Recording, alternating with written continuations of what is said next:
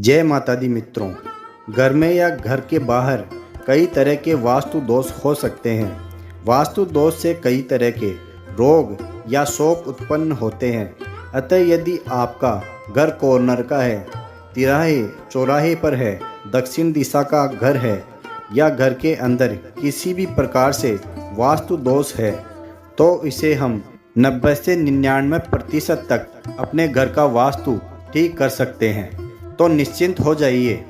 मित्रों, अगर आप हमारे चैनल पर नए हैं तो हमारे चैनल को सब्सक्राइब करें, वीडियो को लाइक करें, शेयर करें और नोटिफिकेशन के बेल आइकन को दबाएं ताकि हमारी सभी वीडियो की नोटिफिकेशन आपको समय पर मिल सके। तो मित्रों, आइए शुरू करते हैं आज की ये वीडियो। तो आज का विषय है घर का संपूर्ण वास्तु। हम संपूर्ण वास्तु को जानने का प्रयास करेंगे, किस प्रकार आप संपूर्ण वास्तु का संतुलन कर सकते हैं बिना किसी समस्या के। मान लिया जाए ये आपका घर का पूरा एरिया है, प्लॉट एरिया है, मतलब ये कंस्ट्रक्टेड एरिया, मतलब इतना में आपने निर्माण किया है। इसमें देख लीजिए, इसमें मैंने इधर लिया है, ये नॉर्थ है और ये उत्तर है, ये दक्षिण है, ये पश्चिम है, ये पूर्व है। उत्तर, दक्षिण, पूरब, पश्चिम दिशाएं इसमें मेंशन किया हुआ है। अब इसमें हमें देखना क्या है, सबसे पहले अपने प्लॉट को आपको इस प्रकार से डिवाइड कर लेना, अर्थात 3 बराबर भागों में। ये सिंपल मतलब सामान्य नियम है, ऐसे तो कॉम्प्लिकेटेड रूल और अन्य रूल भी है। वो है कि जब एरिया बड़ा होता है तो उसमें देखा जाता है। ये कि आपको इस प्रकार से 1 2 3 और 1 2 3 भागों में इस प्रकार से बांट लें।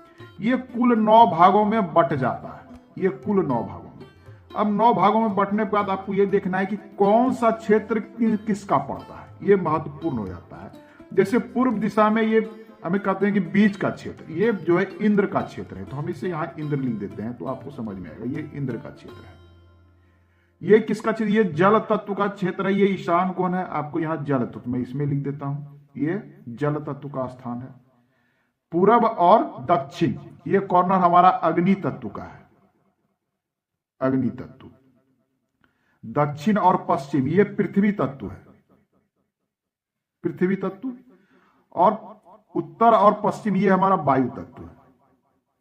अब बीच में क्या है, ये आकाश तत्व, आकाश, मैंने इसमें लिख दिया आकाश। ये 5 तत्व है। इन 5 तत्वों का संतुलन से हमारे घर का वास्तु का संतुलन हो सकता है। बिल्कुल आपको सामान्य रूल है कि इसके अनुसार आपके वास्तु का संतुलन हो सकता है। अब आइए मैं और थोड़ी बात कर लूं। ये इंद्र का स्थान है, ये दक्षिण दिशा में ये स्थान यम का कहलाता है, यम का या यमराज का। ये वरुण देवता का है और ये भगवान कुबेर का है, कुबेर। बातें स्पष्ट हो गई किनका, ये मुख्य रूप से है। हालांकि 16 जोन 32 पग इसके अनुसार बांटने पे अन्य चीजें बढ़ती चली जाती है, मैं सामान्य वास्तु का रूल। तो आपको इस प्रकार से देख लेना है, जिस प्रकार से हमारे शरीर में 5 तत्व होते हैं, वायु, जल, अग्नि, पृथ्वी और आकाश। इन 5 तत्वों को मिलकर हमारा शरीर बना है और उससे हमारे शरीर में संतुलन रहता है। और किसी भी तत्व के कम या अधिक होने से हमारे शरीर की संतुलन बिगड़ती है और लोगों को अस्वस्थ हो जाते हैं, लोग किसी न किसी रोग व्याधि से ग्रस्त हो जाते हैं। ठीक उसी प्रकार आपके इस वास्तु के यदि इन 5 तत्व 1 2 3 4 और 5, इन 5 का संतुलन उचित अवस्था में है तो घर का वास्तु संतुलित हो सकता है। एरिया तो बता दिया हमने किस प्रकार से बांटना है, संतुलन कर सकते हैं। अब आता है कि घर का संतुलन जल तत्व है, इस क्षेत्र में क्या कर सकते हैं। जल तत्व में आप जल के लिए यहां पर एक स्थान दे सकते हैं। जल के लिए स्थान आप चाहे तो यदि आपका इतना ही एरिया है तो आप इसके अंदर भी दे सकते हैं। अंदर आप यहां बोरवेल बना सकते हैं, यहां बना सकते हैं।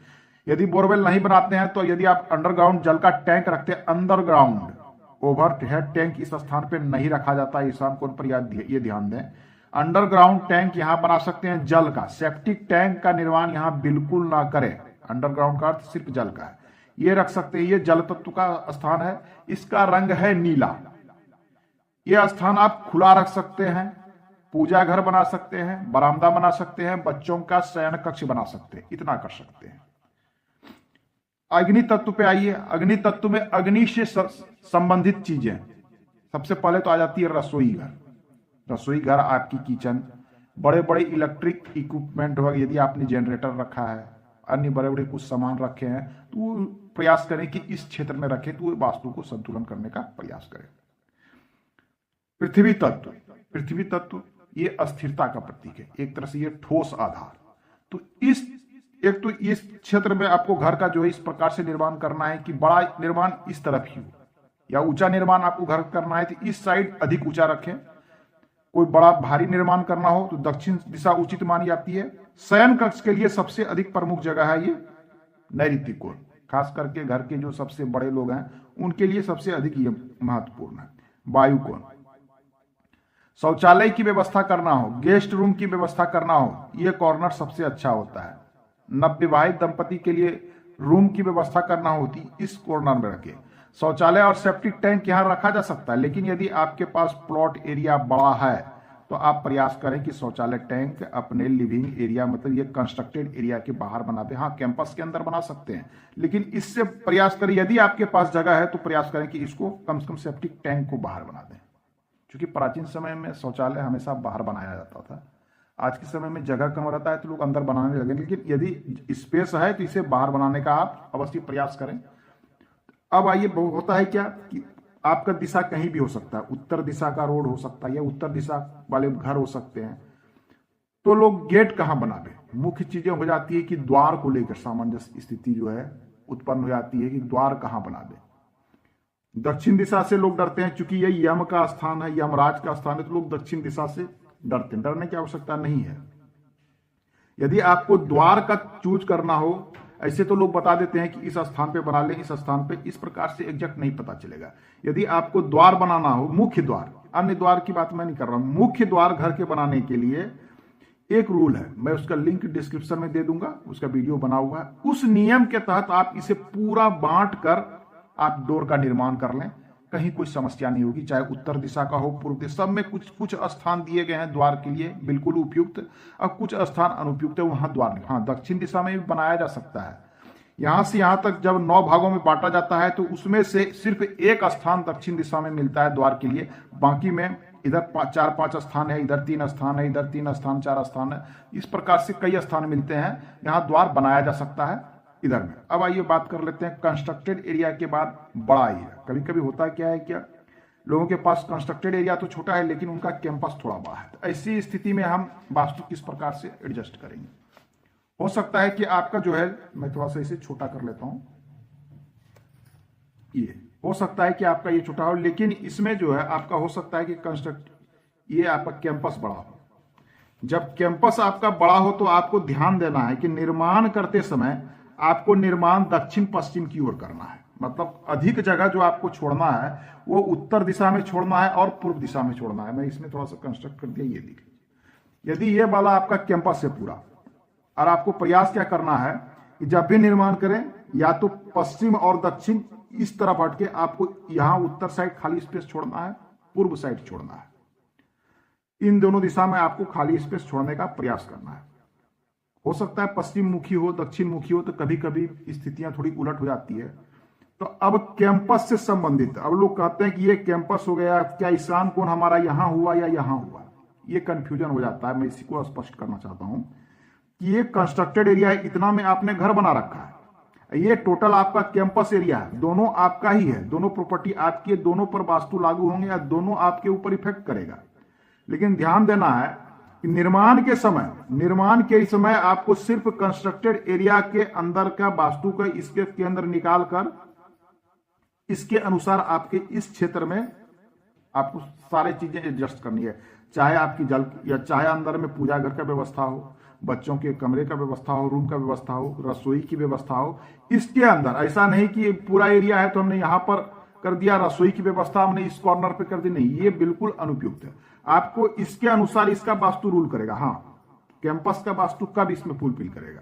आपको कैंपस में यदि बोरवेल बनाना हो, ऐसा हो सकता है ना, कैंपस में बोरवेल बनाना हो, कैंपस में यदि द्वार देना हो, तो फिर हम क्या करेंगे, इस कैंपस के लंबाई चौड़ाई के अनुसार इसके वास्तु को हम निकालेंगे कि यहां किस स्थान पर इसका एग्जैक्ट निकलेगा बोरवेल। यदि ये वर्गाकार है, ये आयताकार है तो इसमें चेंज आ जाएगा, लेकिन यदि वर्गाकार है तो बिल्कुल आपके लिए जल की व्यवस्था यदि आप कैंपस में करना चाहते हो सकता है आपने बड़ा यहां पर नलकूप या ये बना रखा है, कुआं बना रखा है, तो आप बिल्कुल इस स्थान पे बनाइए। कॉर्नर का अर्थ बिल्कुल कॉर्नर नहीं होता है, थोड़ा हटके भी बना सकते हैं, इस स्थान पे कुआं बना सकते हैं, ये कैंपस के लिए।